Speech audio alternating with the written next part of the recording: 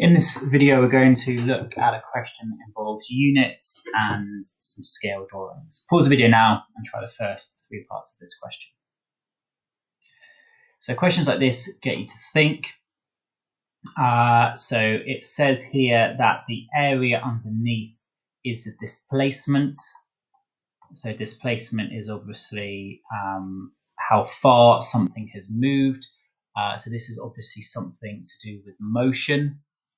So you should realize fairly quickly that the y-axis must be velocity and the x-axis is time. And velocity and displacement obviously have to match up. It can't be speed and displacement, for example. The gradient of the graph is the Young modulus of material. So you should remember that the Young modulus is stress divided by strain. And here the gradient of the graph is the force constant of a wire, otherwise known as the spring constant. So they're trying to throw you off here with a slightly different name. So force against extension. The next part of the question is here. Pause the video now and try all parts of the question. So part A is an unusual question. You don't get this kind of thing very often, but it does get you to think about units. There's a lot of things that you could put here. So you could put pressure and strain, which both have the units of pascals.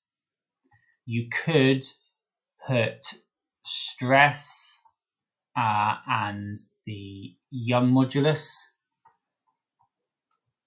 which again are pascals. You could also put pressure and Young modulus, for example. Alternatively, you could do something like moment of a force and torque.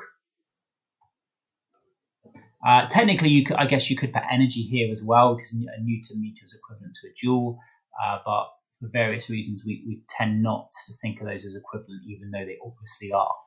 And then from year 13, we could do things like frequency and activity,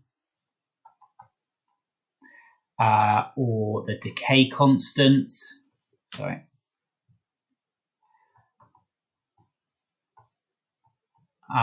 Because all of these have the units of per second. So loads of different options. Part B, use the figure to determine the x and y components of the force B. So this is really quite straightforward. The y component here is going to be 2 newtons and the x component is 6 newtons. The magnitude of the resultant force, we're obviously going to be adding one on to the other. So we need to draw one on the other. Obviously far easier when you have paper. But here, for example, the y component we need to go up. Sorry, we need to go up 2. So 1, 2, and then we need to go across 6, which is going to be to 8. So our final position is going to be here. So the magnitude is going to be